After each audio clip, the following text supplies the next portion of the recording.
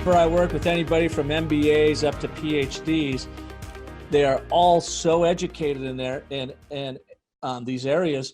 But how we taught? We are taught by rote. We're taught by practice these skills here, but very, very rarely, if ever, are we taught how to put it in a context of a human story. So when you ask a question and people say, well, nobody has a story that they care about hearing from me, that's the exact wrong answer. It's just that nobody has showed you how to use this.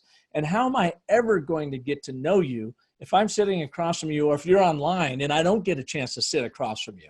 How am I ever going to know and trust you if you don't open up your kimono, show your vulnerability, take us to times where you completely blew it and what you learned in that lesson, and take us to times where you were very victorious and you won in that lesson?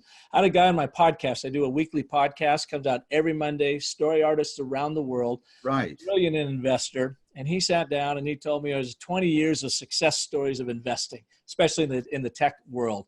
And I finally said, John, that's great, but honestly, nobody cares about that. Take us to a time where you lost it, where you blew it, where you lost a bunch of money, and how did you learn about that?